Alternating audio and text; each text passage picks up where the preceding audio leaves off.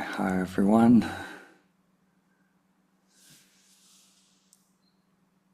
So I think we'll get started here. I'll just wait. I see a few people still settling.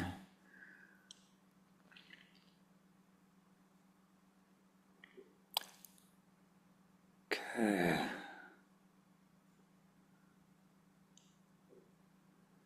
So Tayama, are you there?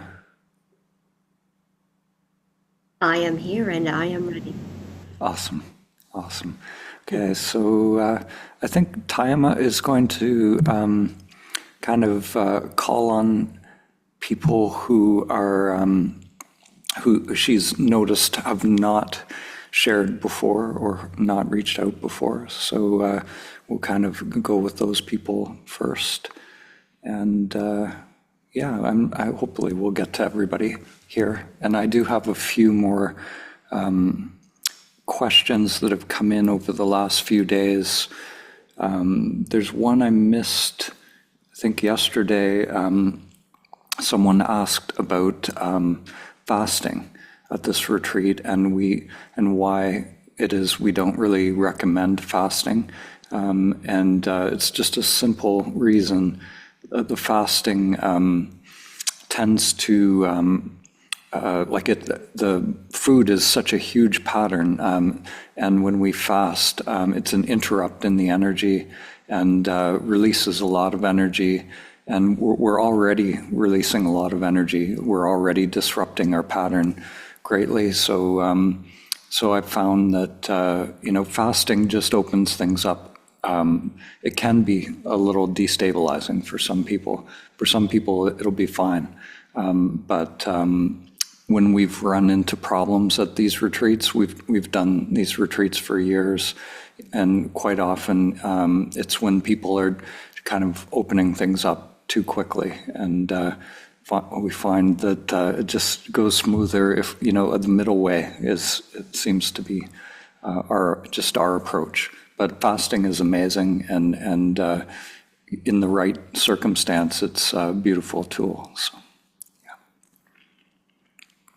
Thank you, Dan. And if I could just add one thing, if you could kindly, if you have a list of a lot of questions, if you could pick the one that is the most charged and stick to your one question, just so that we can get to multiple people today. One question per participant. Sure. Amazing. Yeah. And we're going to Okay, go ahead. Go ahead. Okay. Call upon Ruhai.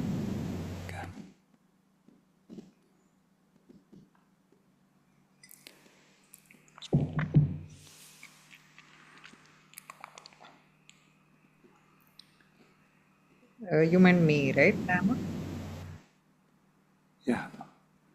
Hi there. Yeah. Hi. So I just want to ask, what is the ideal speed of awakening? So I'll just give a little bit of context. So I feel like my stamina for meditation over the last few days has improved a lot. Like yesterday, I completed 1 hour 20 minutes. That's the longest I've sat with my eyes closed. Otherwise, like something starts paining, but I like open my eyes or uncross my legs or something. And also like a lot of insights on my thought pattern. But like I don't feel like I'm anywhere near or awakening. Like I feel like there are moments of no breaths. There are moments of a lot of clarity. There are moments of some sort of ecstasy, but I'm not sure if like I can call any of that awakening or sense or the words that.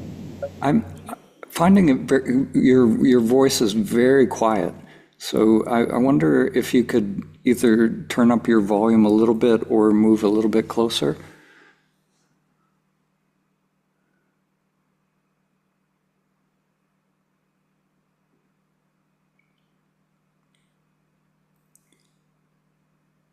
Yeah, can you hear me now? I think that's a little better. Yeah. Okay. Yeah.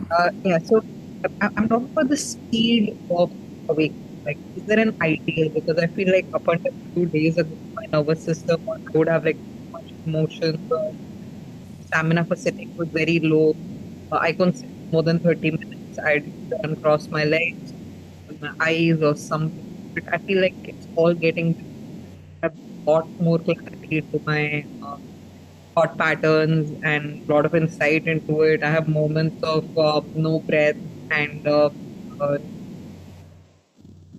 I'm like none of it feels like an awakening or kensho or any of the stages that we talked about. But I feel like right now it feels like I've done hundreds of hours of therapy and like a lot of unconscious has become conscious. I know you mentioned that the purpose of a retreat create no conditions of escape for the ego, but is there anything more that one should be expecting, working towards, or it's okay, whatever. I'm sorry, I can't pick out what you're saying. So can you is there any way you can go closer to the microphone? It is like I'm very close to the laptop right now. Okay. Yeah, just repeat that question again. Yeah, the ideal speed of awakening. Like I know retreats are supposed to be for awakening, where you say creating no conditions of escape for the big mind, die before you die. But like I do feel like I'm close to that.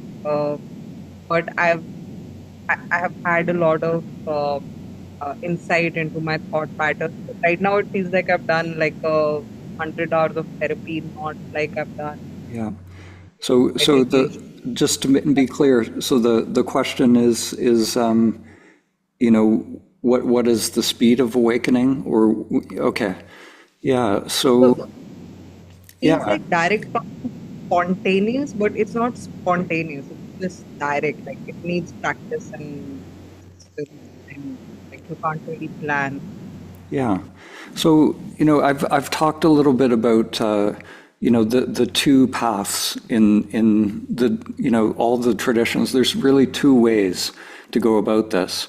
There's this direct path where we, the direct path, when we inquire directly into who we are, that can lead to a kensho, which tends to be like just waking up in the moment, and then the progressive path is more, it's traditional meditation, rewiring the mind body, working within the self structure, making it more permeable, and we can do both. So, but we never know how long it's going to take. Like there's a, for awakening, like, sometimes people will work for years and years, doing meditation practice, and they might have great benefit from it. There might be more equanimity, concentration, life can be changed dramatically just by doing that work. The amount of suffering that we experience in life will be greatly reduced, even though we haven't had that full flip and find out who we are. We can, we're coming closer to it with the long path, with the progressive path, and on the flip side, sometimes we can have an awakening. We're totally free, liberated in that moment, but then somebody might go right back into life if they haven't done all of that purification work as well. If they don't understand the mechanism and how it works and, how to observe the mind and all of that. So I think we really need both. And, and in the big picture, even after an awakening, they, in the yogic traditions, they talk about, the inner lotus and the growing of that tree of life within us. And that's a very long sort of growth through time, like even after an awakening, like Charles Berner said, it's a 21-year project on average, for full liberation, for energy to flow freely from, through the chakras. So we just, having no agenda is the best thing, because we'll totally, benefit from it. It'll, it's worth it no matter what. We're going to optimize our journey either way. So, yeah, Got it. Thanks. yeah, yeah. Thank you.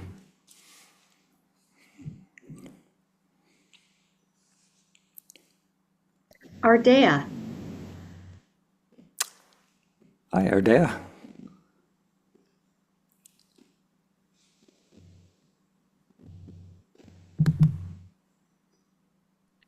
All right. There you go. I just thank you, Dan. Thank you, Tayama. I just want to do a sound check. Can you hear? Yes. Can you hear me all right? Yep, loud and clear. Okay. Okay. So I don't have a direct question, but there is something that I think some guidance could come forth. This has been a really challenging retreat for me. And I feel like I could go on and on about it, but I feel like I could also sum it up in a quote from a book that you've read out from before on Shiva. And it's the teacher will teach you, the master will enlighten you, and I will destroy you. And last night that came to me, and really feeling into like that the ego mind is getting annihilated. And it's been really difficult. And I appreciate your talk this morning about the body, because I'm a very body person. And one of the things that's like been happening is I'm having these really, really intense hot flashes. And it feels like the hot flashes are pushing up all this trauma. And it's really challenging. And I don't know that there's a question in there, but perhaps there's a response. So, can I ask what is your practice right now? What are you working with in the meditation? Like with just being, or just sitting, or technique? Or So that's where I started for the first evening and the first day, or the second day rather. And then I started to resort back to like some of the basics where I started with meditation like a decade ago, of counting the breath.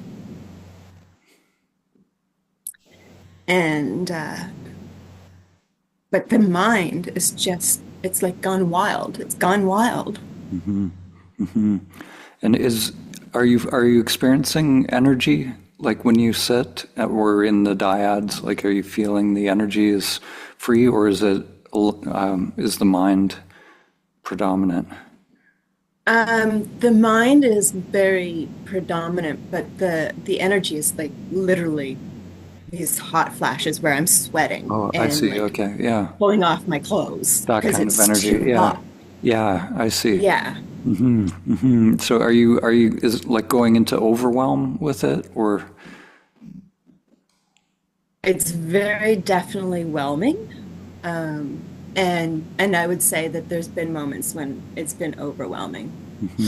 I haven't, like, I missed the dyad on Saturday night because one of these waves came up,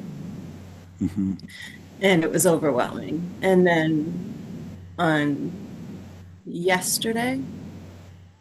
Monday, I just skipped the dyad. I made it to Sunday, but I skipped the dyad on Monday because it was like overwhelming and feeling like, the ego's not safe.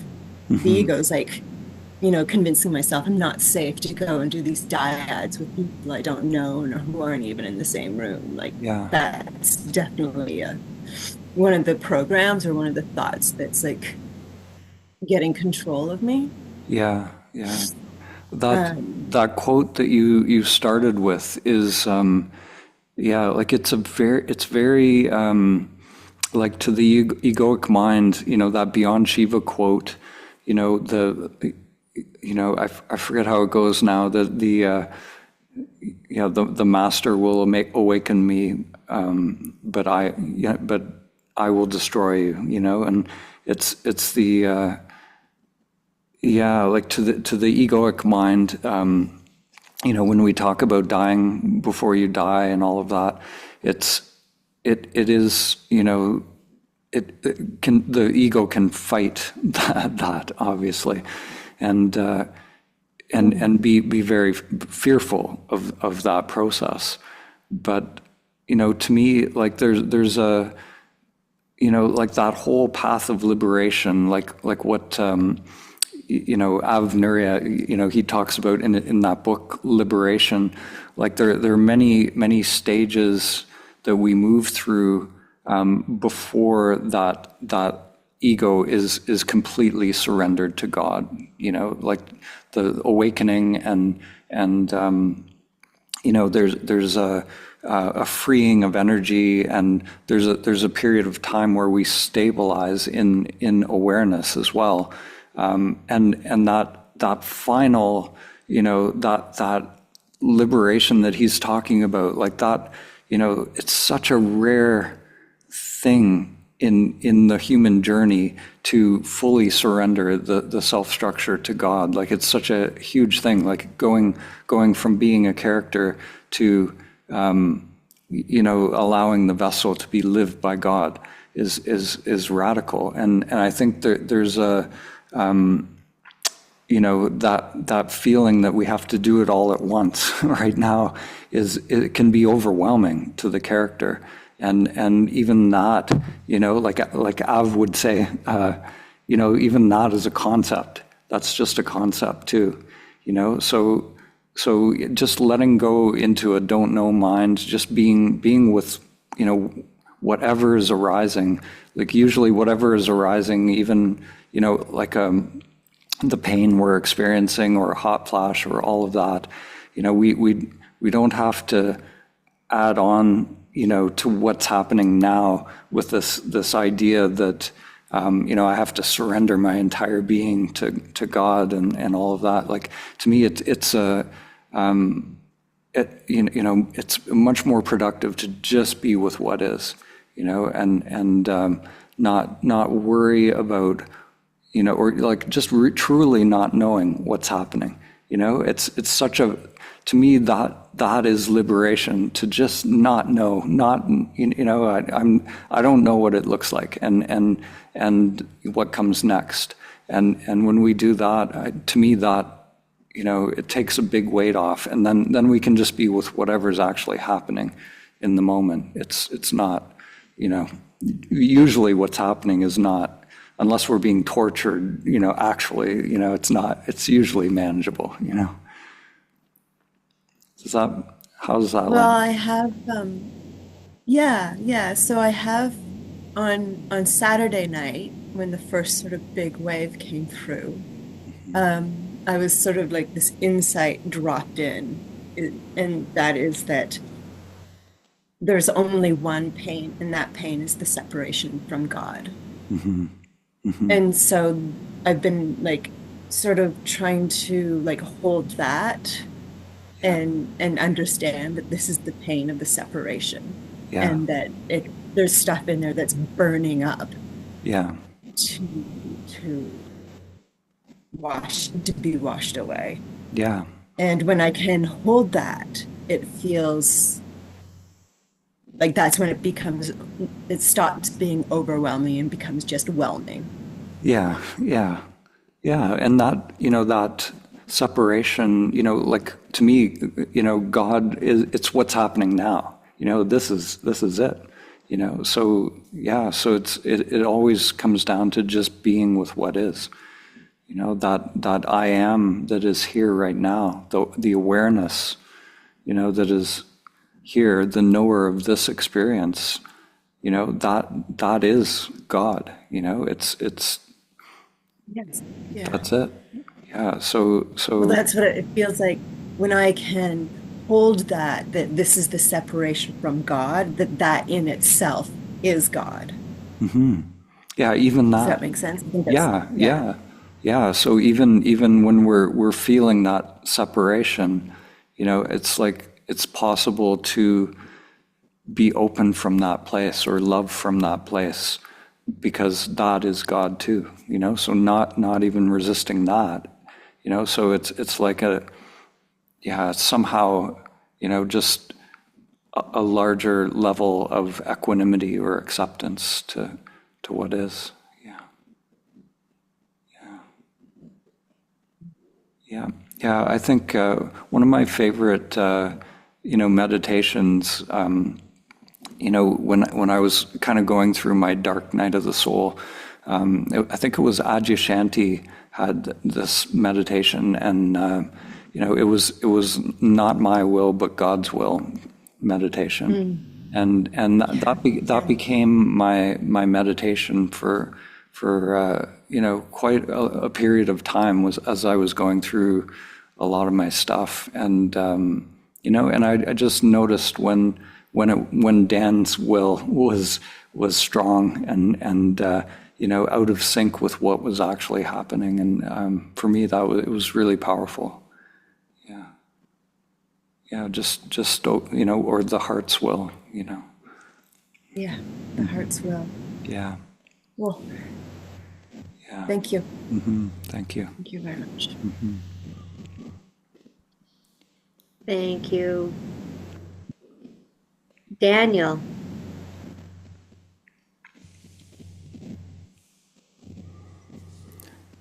Hi, Daniel. Hi, Dan. All right, so yesterday morning we had that Artutra chant, and ever since that, it's just fucking around in my mind. Is it possible to turn up your voice a little bit? Is That's this much better. You're All right right. there now. Yeah. Okay. All right.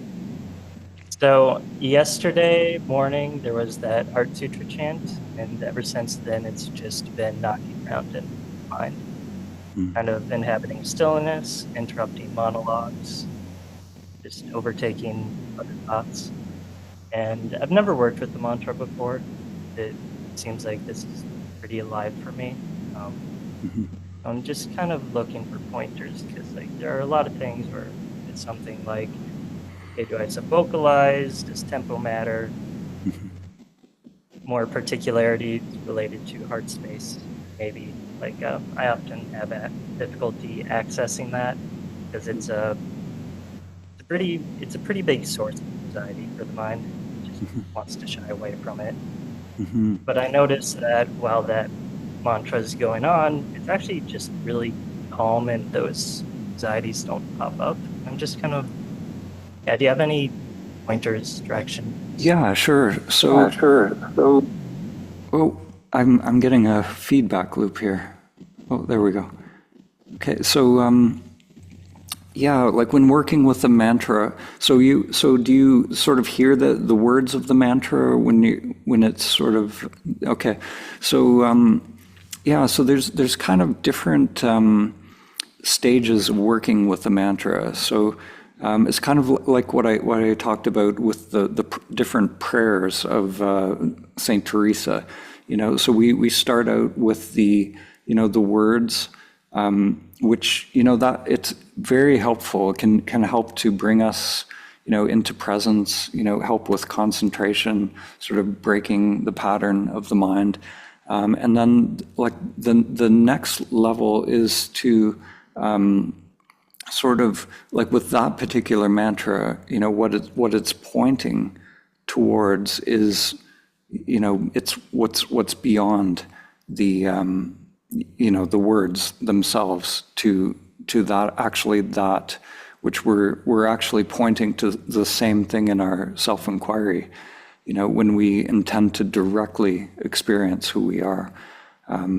So maybe, the next step would be, really sort of feeling into that, like what, there is a resonance with those words as well, where, there's something ineffable, something beyond the mind that it's pointing towards. So really, taking that time to inquire directly, so that it's not something, repetitive, or it's not, the repetition at the beginning is good to stabilize the mind, but once the mind is sort of stabilized, then we can sort of drop the words and just, really intend to directly experience what those words are pointing towards.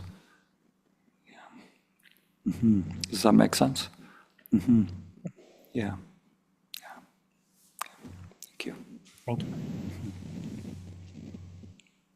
Thank you. We'll go with Susie.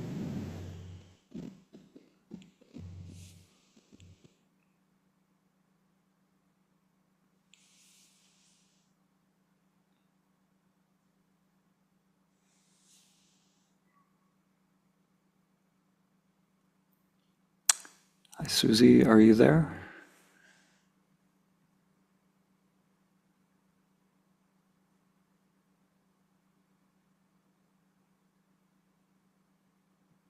No? Yeah, I don't see her anymore. Yeah, okay. Yeah, we can try. We'll go with Heidi. Okay.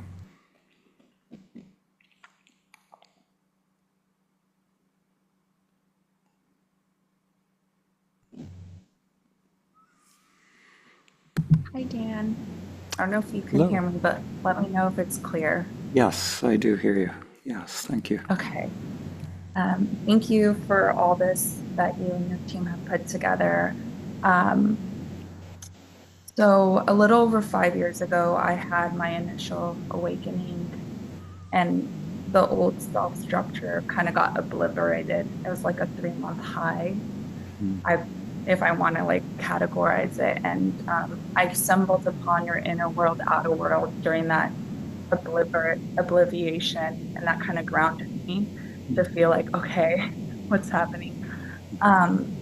And then after that 3 month of just having a direct experience with life, a new self structure started forming, I guess you would say. Yeah. And so I'm here now. And since then, I went through a period of whatever that was. I must have lost it. I've done something wrong. And then over time, recently, I've learned that this is a process, and like this is like a journey that begins. So my curious question is, when you've reached that state and you have this new self-structure, on the journey, does it come to a point where there is no more self-structure that gets created and you're living just in direct experience? Or is this like a continuation of? Yeah, that's a great question. So the way I would describe it, so there's different sort of language structures I could use to say this, but I think so one way of describing it is, it's like the self-structure, that inner lotus is grown to a certain point, where whatever stage we're at with that. So, so at every level, it's like we're exploring some part of life, so we're exploring the world, like relationships, art or creativity, whatever it is, and the self-structure forms itself around whatever level we're at, and then we wake up, from that level, and then the energy, becomes free and starts to explore again, and then so if we're unaware of how that process works, then we can become identified again with that new level, and then that, so we go through it again. So it's like a spiral. We keep learning the same thing over and over at different levels, but we were exploring different things in life, because at each level we've let go of whatever we were previously interested in. It's no longer interesting anymore. So something new opens up, and we keep exploring. And then, if you use like the chakra model, where there are 7 stages or seven times going around this spiral, then, there's a point, and this is something that, the great teachers experience, the full, when the energy flows from the root to the crown, and we enter into like a sahaja samadhi or a permanent samadhi state, which is not something it's not, it's the big guys experience this. This is like Ramana or the Buddha, the great masters. So it's not something that has been part of my path yet. So I'm talking now not from my own experience, but from what I take to be true, from what I've learned from other teachers. But it seems that when the whole vessel is purified, there are different possibilities for what can happen, so there can be, like with, the Jesus, the idea is like they refer to him as the Word of God, so the Word is the Logos, which is, the big mind, the mind of God. So the little self is, the Jesus character.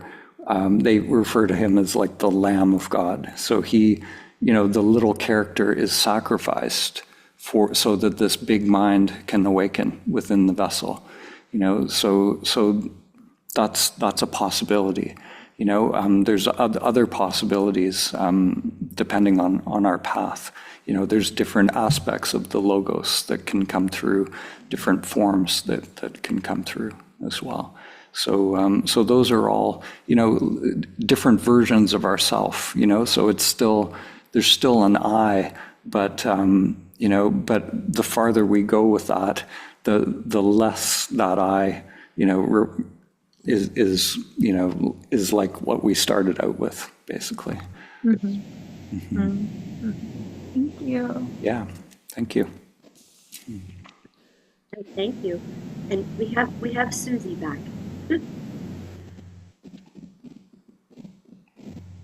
Yeah. Hi, Susie.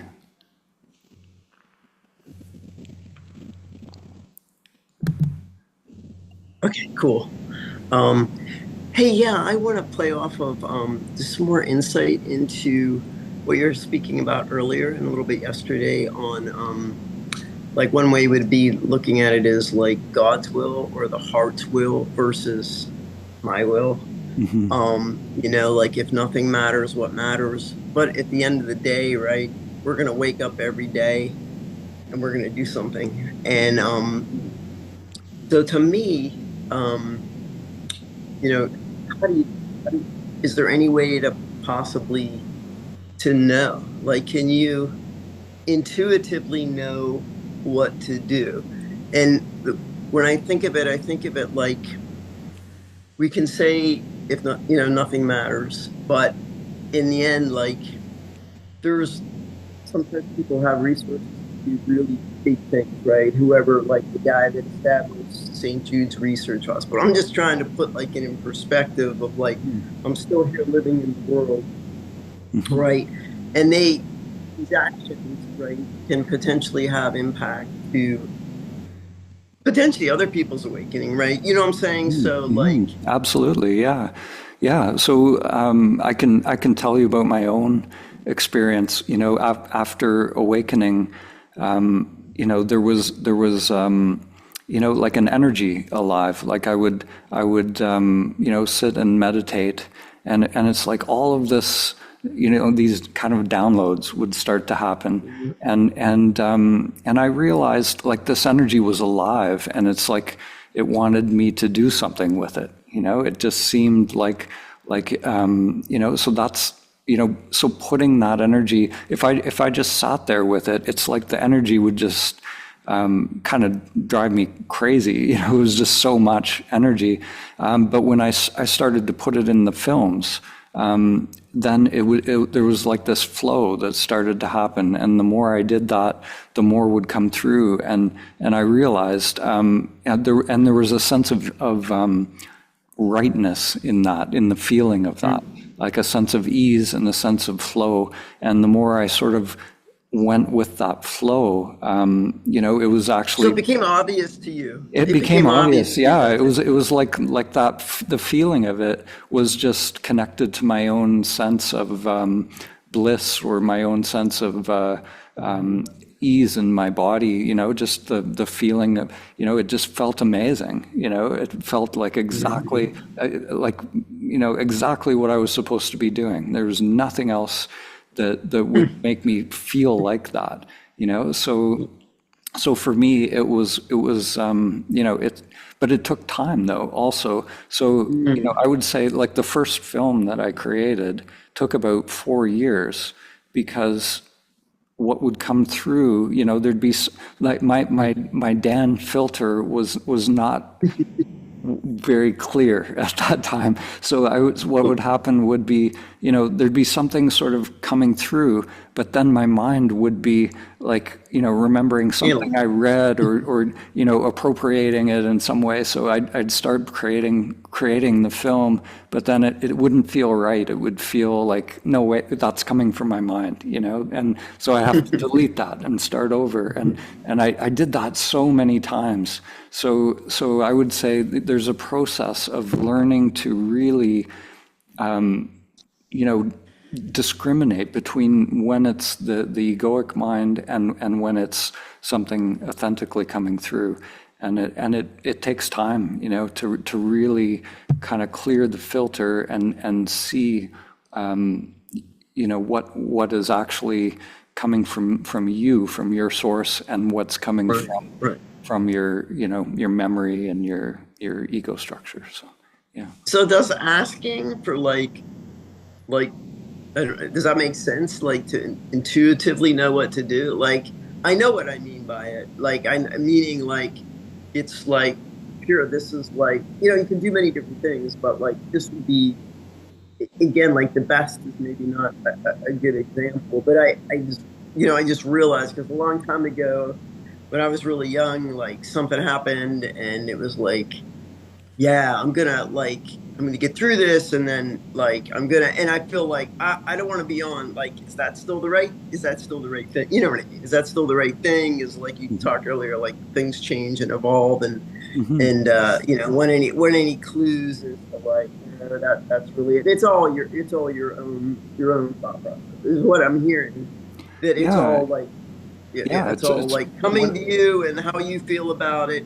Like flow to me, sometimes things just flow. Like my whole career just flowed. Like, you know what I mean? Like it just happened. Like I didn't put much effort. Like it just, Like, so I'm hoping that continues, because that just, So yeah. Well, thank God that you continued, Dan, because that inner worlds, outer worlds was like, I mean, that's been shared with so many people, and like just like blows people away. So awesome. Thank you. Yeah, I think it's whatever is alive, for you. And to me, it's like when Joseph Campbell, he always said, follow your bliss. And it's kind of like a childlike thing, we don't have to figure it out. Like if you think about a little kid that, they just have an energy to do stuff, they don't think like, okay, what's my purpose today? They just go, there's an excitement and aliveness, and they just kind of go with that energy. And to me, it's more like that, it's not, because if the mind goes, what's my purpose?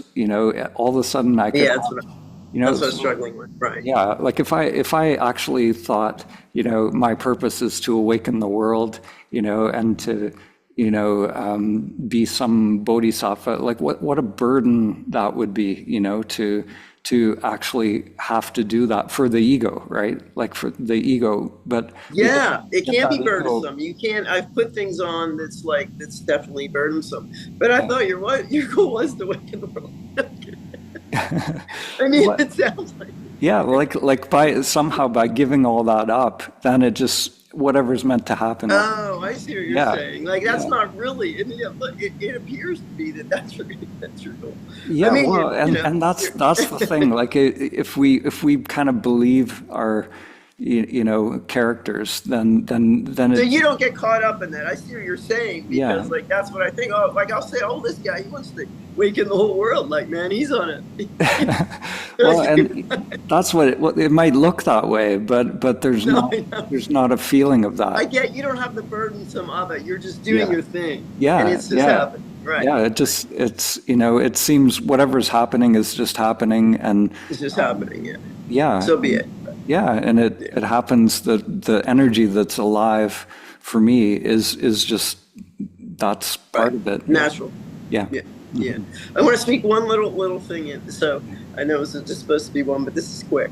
So like a while ago, I mean years ago, like I had that feeling of like oneness out in nature.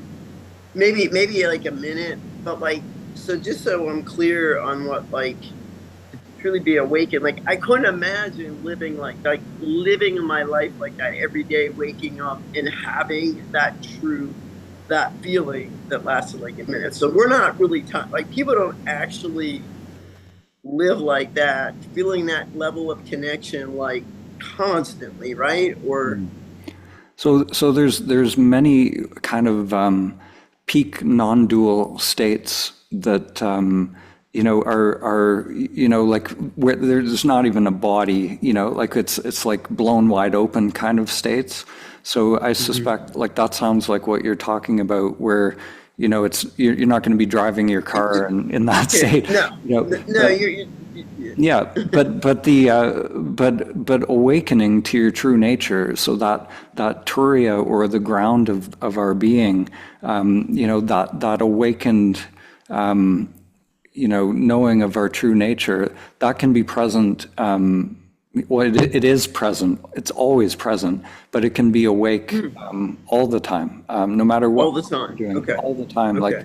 like like the masters, like Ramana said, I stopped coming and going, so that I that awakened for him was continuous through waking, dreaming, deep sleep, that ground of our being. So those peak states, for sure, there are these blown wide open states, and we sometimes experience those, like people who do psychedelics or those types of things. We can access those states, but that's something completely different than awakening the ground of our being. Yeah.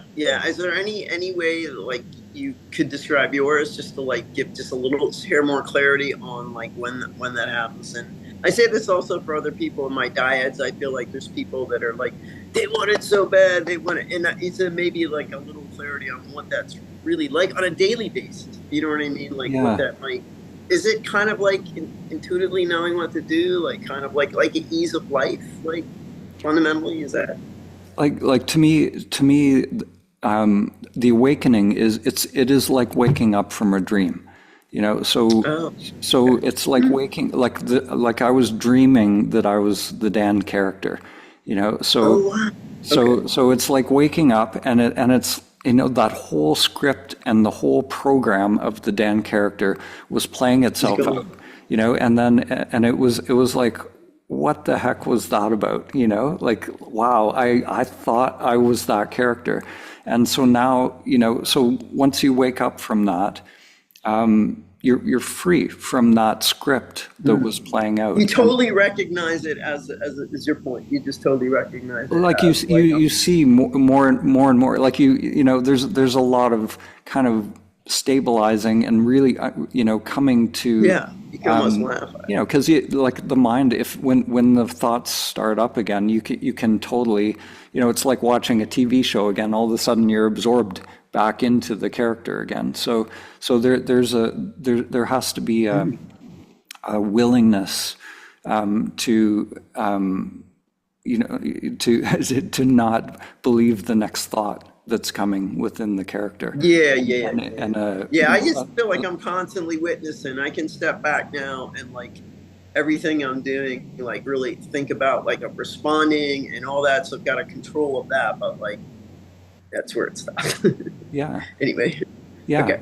Yeah. Thank you. So, yeah, for me, I think the ultimate sort of benchmark, if I look at life, there's just less suffering. That's really the benchmark of all this whole path is there's less suffering. Yeah.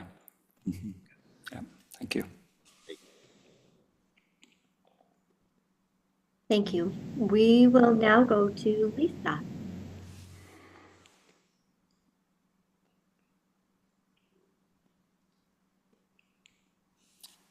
Hi there. And namaste, namaste. Namaste. I was going to ask you about the seventh jhana. I was going to ask you about the allness and the nothingness. For me, it's simultaneous, but the gaze. So I've never had a laser point focus in my life. It's always been this periphery of yogic gaze. So when you say single-pointed focus, I know I just can't tunnel vision. I can't focus on just that pinpoint, laser point. What is the purpose of the yogic gaze? Mm-hmm. So it's to me it's not about focusing on a single point. To me, like single pointedness is to just whatever we're doing, okay, I'll give two examples. So say we're working with the breath. We can focus narrowly on the breath, maybe just going in and out of the nostrils. We can focus wide, the whole body. We could focus like blown wide open. The universe is expanding and contracting. So that part of the mind that is like a camera, that focuses narrow, it focuses wide. That's still part of the conditioned self. So whether we're narrow, wide, ultimately it doesn't matter. But that single pointedness is really, it's about unbroken presence with whatever is arising. So whatever is here now, the camera, that camera can be doing whatever it's doing. It doesn't really matter. But is my presence in the now being interrupted by thoughts? So that's the single pointedness, is to just be with what is. So we could be with, that meditation object, we could be with, a mantra, and then, there's one meditation object which is totally unique, which, is the self. We turn towards the self. So the self isn't really a thing, so it's not about, we can't focus on the self because it's not an object. If I intend to directly experience the self, there's nowhere for me to look, so that is a unique meditation object. That's going beyond that vijnana, that witness part of the mind, to what's beyond, which is the true I.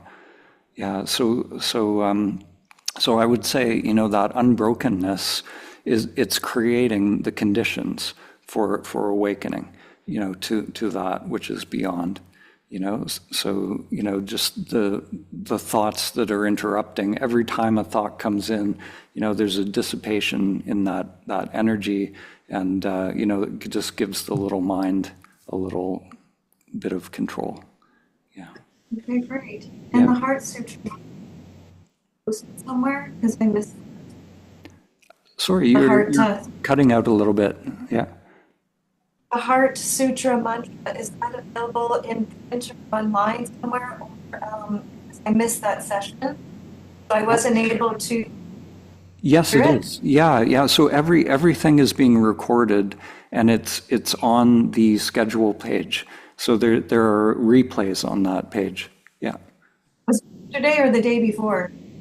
The Heart Sutra, I think it was day before, I believe. I could be, I'm Thank you. losing track of time. So yeah, I know, me too much, Dan. yeah. Thank you. We'll call upon Rebecca.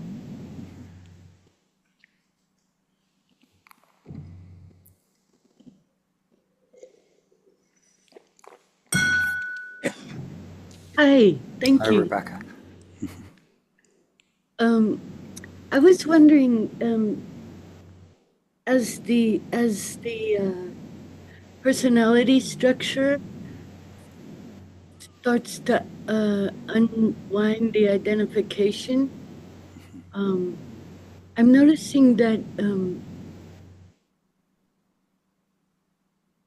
it's also happening with the identification of other people. Like, in the relational field, there's so many hooks that kind of hook into my wounded personality structure. But as I kind of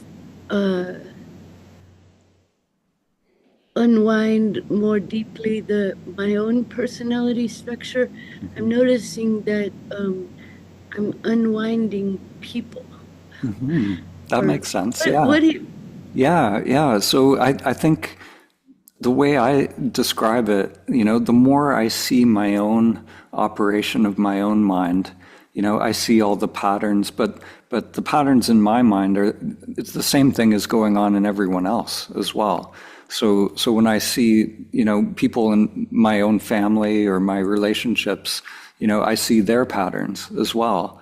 And the beauty is, I can see past those patterns as well.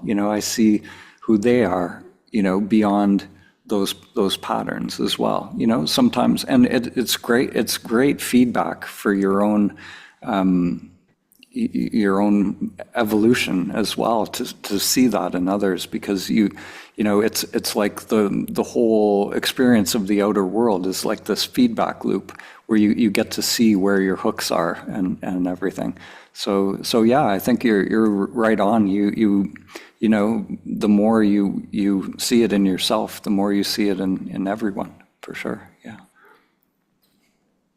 yeah. Yeah. And this quality of mercy, like, I've been working on my hooks for a long time, but last night or in the meditation today, I realized there's something about mercy and unhooking the attachment. Something like that. I don't know. Mercy in what sense? Like mercy for others, or?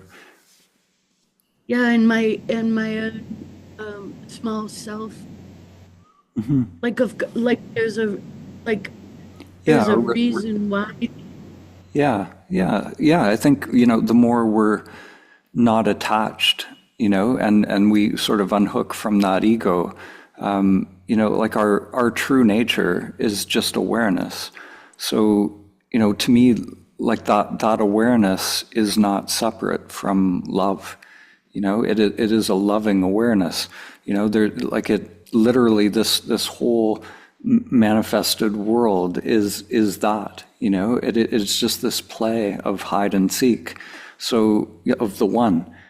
So once we see that, there aren't really these characters. It's all just the one playing this. So once we see that, and it's you, playing that, then yeah, there's compassion, because you see that, it's just by seeing the truth, there's naturally compassion. There's no longer this sense of separation and this separate I.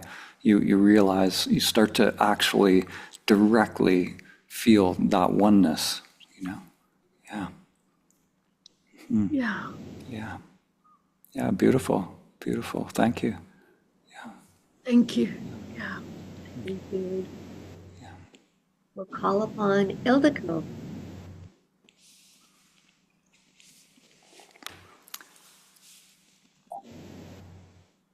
Hi, Hello. here the shy comes. The shy, yeah. Yeah, I wanted to, wrote down a couple of points that was coming up from the business. And I also want to share some thank you for the content that was suggested yesterday. Could you move a little closer to your microphone, or maybe if you can turn it up, that would be great. This better? Much better. Yes. Yes. Yeah, okay. Two thank yous for the teachings yesterday. The technique was really, really helpful for me about the hear, speak, and feel. Right with the mind's eye, to see with the mind's eye. I was not going that deep before in my practice, and it was really helpful. Acquire that practice, that tool. It was giving this, it was giving this hidden pattern that I couldn't see before in my eyes when I closed my eyes. It was giving me visuals, the mind patterns was giving me just, it was all hidden, and I didn't see it before, so it was a revelation. Amazing. Great. For it, it was really, really helpful. And another one that was really also nice of the sound journey, the Dissolve Yourself, which I also done, of course, last year, but this time, because I was already having a lot of let go and integration process in the last year, this helped me to dissolve myself in a very beautiful way. It was very childlike, and beautiful. I've seen cartoons. You saw what? Cartoons. Oh yeah. Yeah.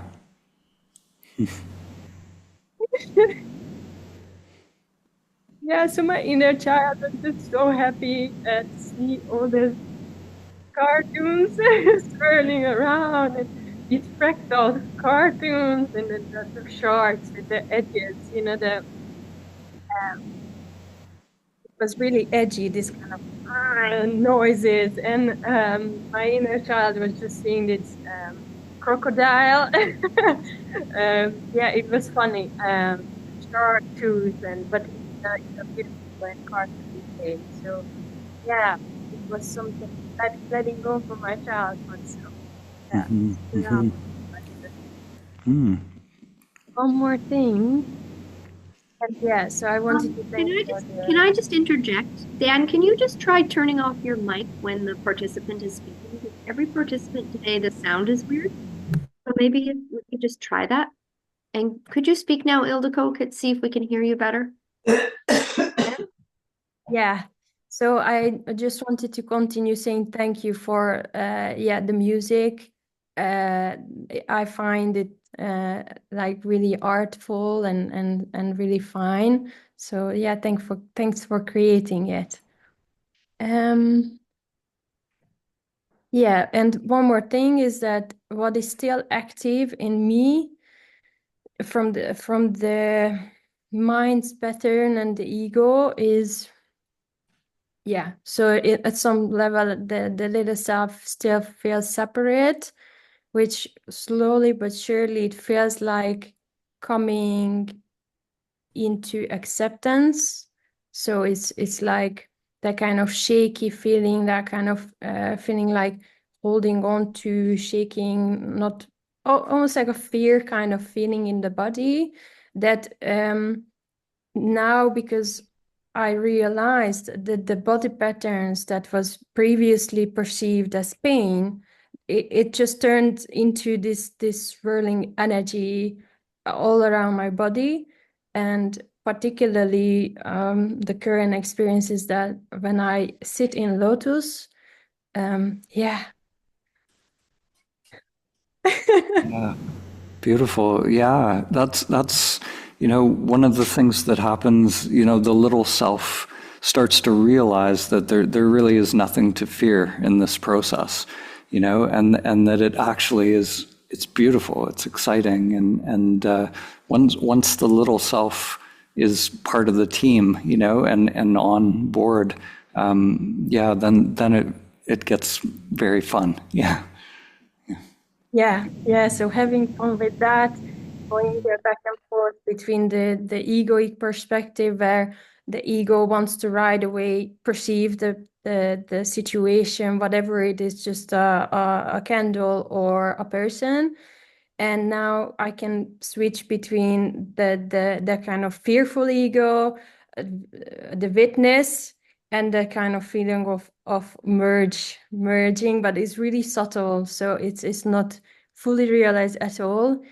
And so my witness is currently working very diligently to build this kind of discipline and clarity for anything that is unfolding, and it is really willing to share and to be just open and honest, and so it's very nice to see. Thank you for Beautiful. Yeah. And so who is the one who is aware of the witness and all of the ego and all of that?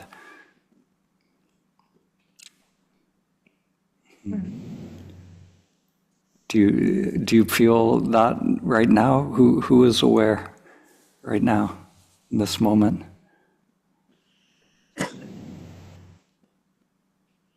Yeah, so it is. I can't tell that, but what I can feel is that there is a heart activation in the body, and just an overall beingness feeling in this present moment. Beautiful. That's it. So that direct knowing is it. Yeah. Thank you. Thanks, Ilko. We're going to go with Marianne.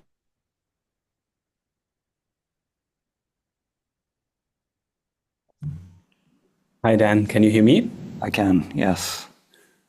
Wonderful.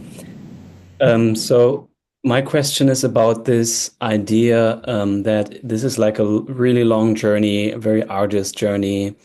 At least my mind kind of creates that picture.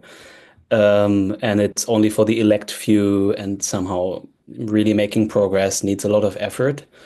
And connected to that, in many spiritual traditions, I know in the Sufi tradition and also in the lots of Indian traditions, there is this saying that if you don't have a master or someone who really takes you by the hand, basically, the path will get much longer. And there have always been in all times these kinds of avataric beings, like real high masters, who told their students that they are taking on their samskaras, they're taking on all these patterns, basically clearing out for them. So I wonder what you think about that, and and this idea of the journey being hard, that becoming an obstacle.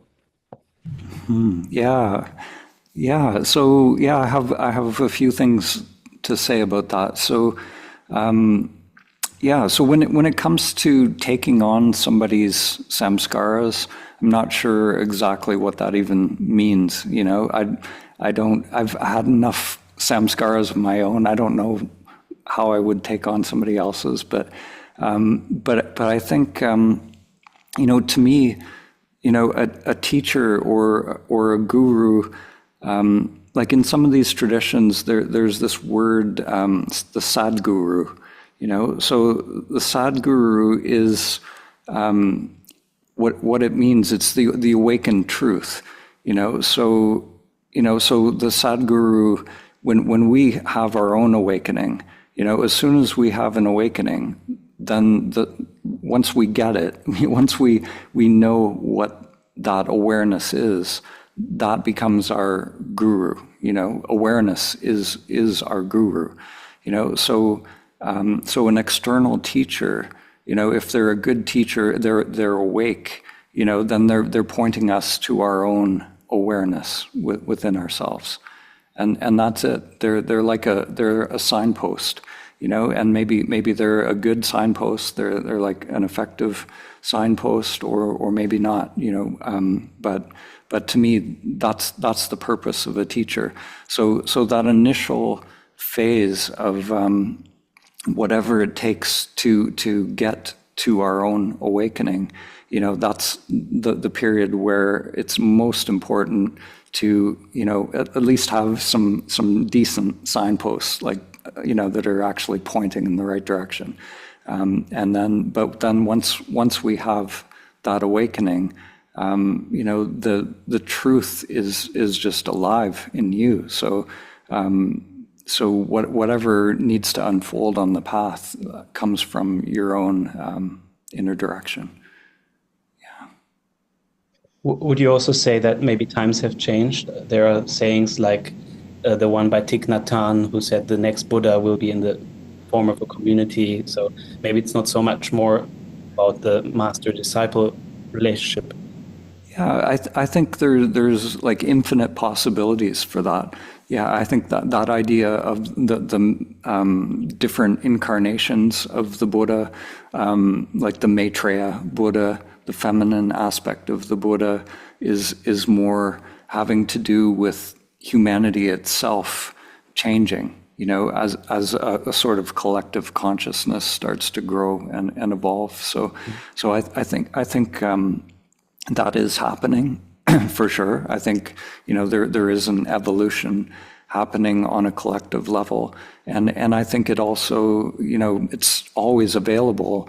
Awareness is there are always individuals who wake up, who find out who they are, and then the natural impulse is to share that as well. So I think it it doesn't have to be either or. I think it's all happening simultaneously. Yeah. Mm-hmm. Okay. Thank you. Yeah. Thank you. Thank you. We'll call upon Zoo next.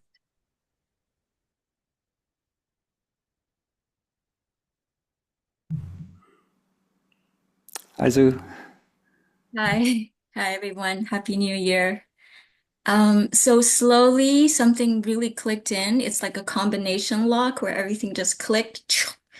And I want to share the turning point. And that happened on day 3, and I shared part of it on day 3, which is somehow there's this curiosity during meditation, which made meditation way less of a struggle. So the way I see it is this is what's happening here, and then there's the narration about what's happening. And when I don't listen to the narration, what's happening, because narration is creating this reactivity of push, pull, I want, I don't want. So when I go into this is a story because it's auditory, and this is a movie because it's visual, then it just lets go of my attention and it goes back to what's happening here. And so as I'm surfing what's happening here in my meditation, and it doesn't mean my meditation is constantly still, it just means I'm really curious about what's happening. So there's this really painful part of the shoulder and it feels like a stabbing, and I get curious. I was like, what is this pain? What is pain? And I go into it, I pursue it, and then it's not solid. It's constantly changing. And then attention goes somewhere else, and it's on the breath. And the breathing is very interesting, how it's opening up the nasal cavity, and now it's really hot, and now I'm having nausea and my body is shaking. I'm just witnessing everything like I'm an alien having a meat suit experience as a human, and just like really curiously watching everything. And then as I'm surfing continuously on this experience of what is just as it is without pushing and pulling, then this that's always here, it's like comes to the foreground, and I'm, whoa. Sometimes I'm just completely moved to tears of, oh, oh my God, this is always here. It's never not here. And the whole body goes into a whole like goosebumpy experience. And then I realized, oh, this that's always here is here even when I'm reacting, but I'm too busy entangled in my reactivity that I don't really see it. And in being in that space, it feels really nourishing. It feels like eating. And so it reminds me of that Bible passage of man shall not live by bread alone, but every word that proceedeth out of the mouth of God. It's like we don't just live by eating food and consuming stuff. We live by this that's always here. And seek ye first the kingdom of God, and the rest will be added onto you. And the first shall be the last, and the last shall be the first. So the first was paying attention to the phenomena and trying to grasp, I want this, I don't want this. That was the first, but now it's coming to the background. The last, which is just this alive existence, is right here. There's Wow. like there's nowhere else to look for it. Yeah. Yeah. This Wow. is it. So we're here to cultivate this inner posture of a baby who is open, aware, and curious. That's Yeah. what we're doing here. Yeah, yeah, you're describing the samadhi state really well. Yeah, that's it. Like when we're fully here, the feeling is, I love, when we're really in that state, it's like I get curious about, what's going to happen next. It's like it's fascinating to watch. Like the mind you're describing, different things happening in the body, and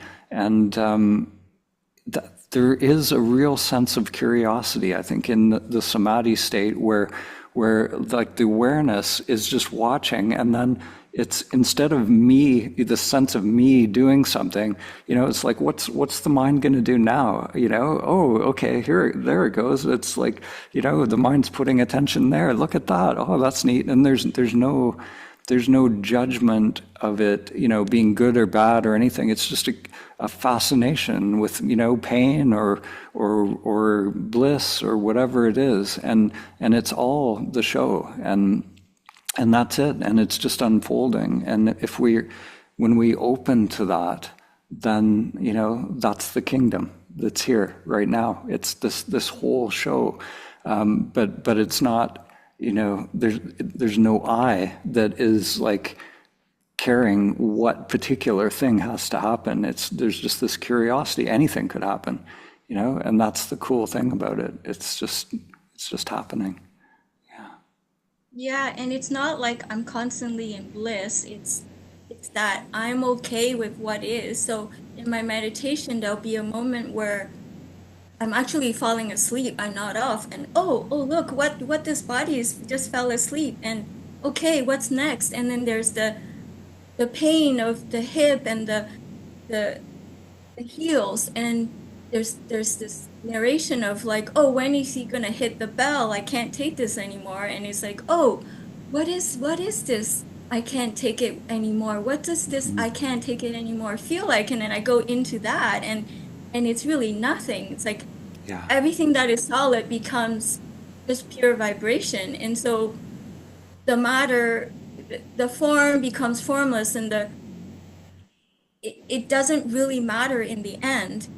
And so I come to this conclusion, which sounds really cold, but I need to say it, and it's that it's none of my business what happens. That's awesome. Yeah, I love that. That's perfect.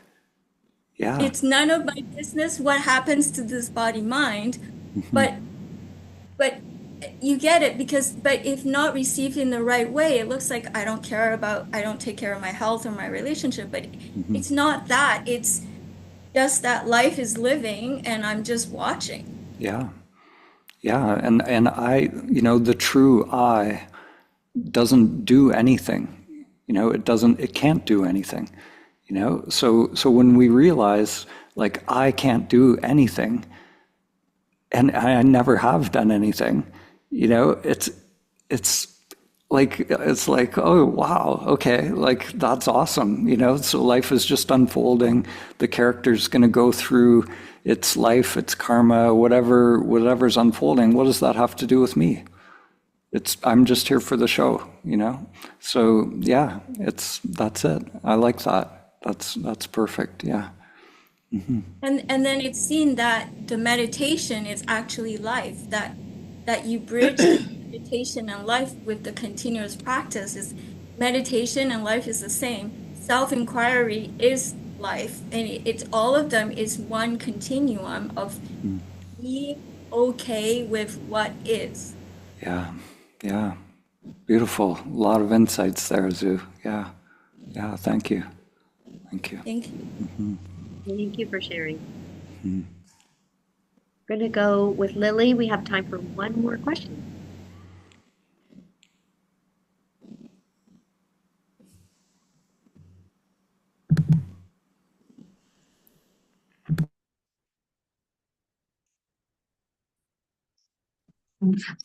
Can you hear me? Hi. Hello. Hi. Hi.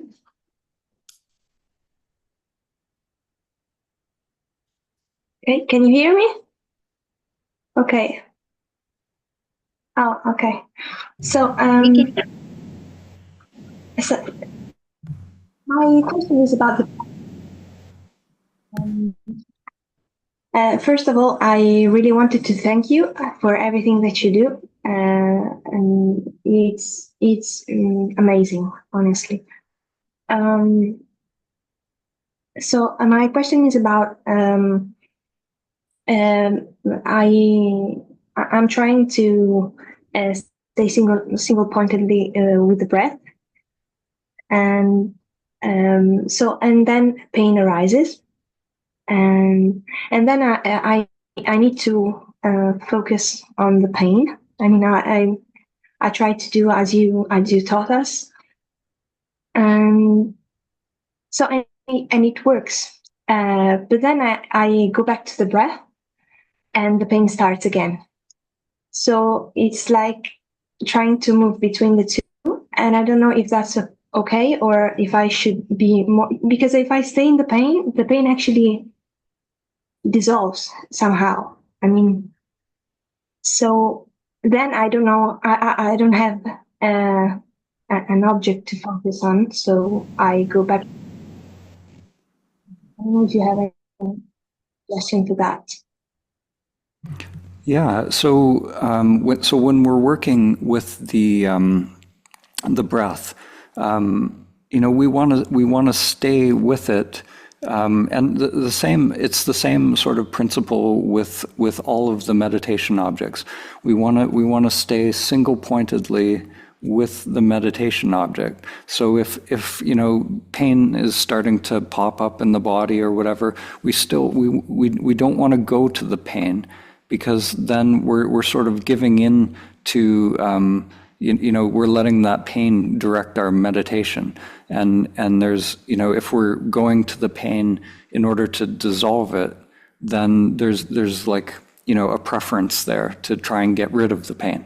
So what you're describing is what happens. It's an endless kind of ping pong ball, just back and forth, back and forth. So we want to stay continuously with the meditation object, and just allow the pain to be as it is. Like, don't focus on it. Just stay with the sensation of the breath. And, and if that energy eventually, that whole game will eventually stop. When we stop playing that game, we stop giving attention to, whatever's arising, labeling it as pain and I want to get rid of it. We just allow it to be as it is. That equanimity is really the whole, trick, if there's a trick to the practice, is just being equanimous, just letting everything be as it is, and just being with the breath, just in and out, whatever, if it's expanded breath or narrow breath, doesn't really matter, but just being with it, without preferences. Oh, that phrase which you say sometimes, like go into the pain. When you find that the pain is too much and you can handle it, so go into the pain. I tried to do that, so I shouldn't do that. Well, so there is a time where no matter what the pain, so when the pain overwhelms the practice, so there's no, whether you choose it or not choose it, the pain has taken over.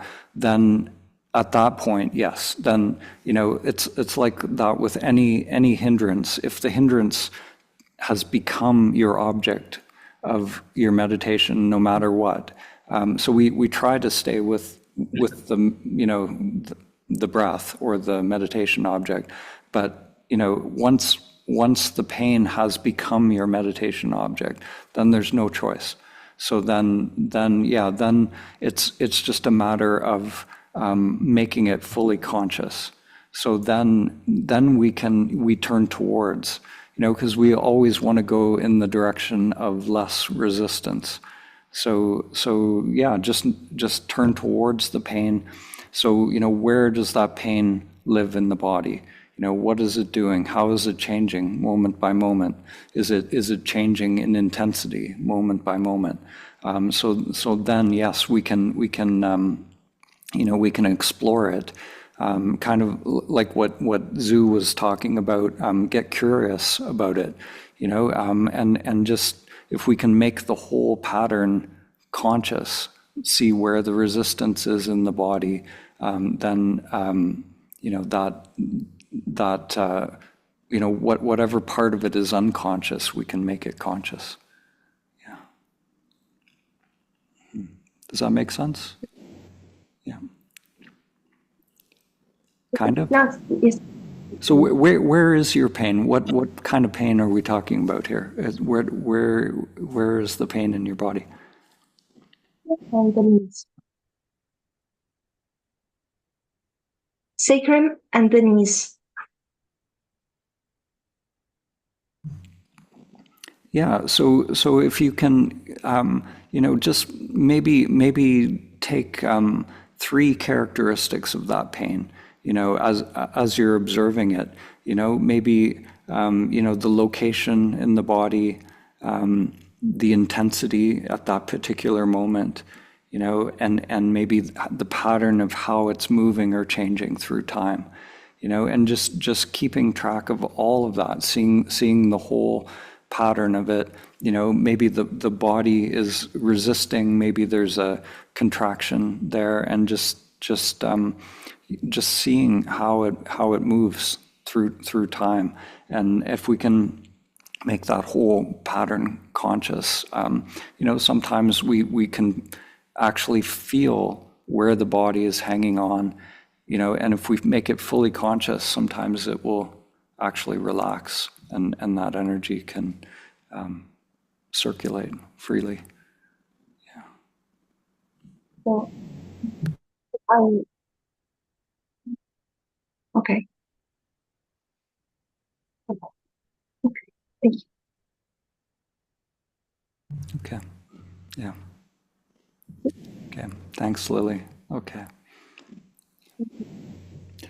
Yeah, it seems that there's still a little audio problem happening here, so I think I'm going to. Yeah. I'm gonna have to switch out this computer, so I'm gonna work on that. So, thanks everyone, and yeah, we'll be back here for 2 o'clock. Thank you.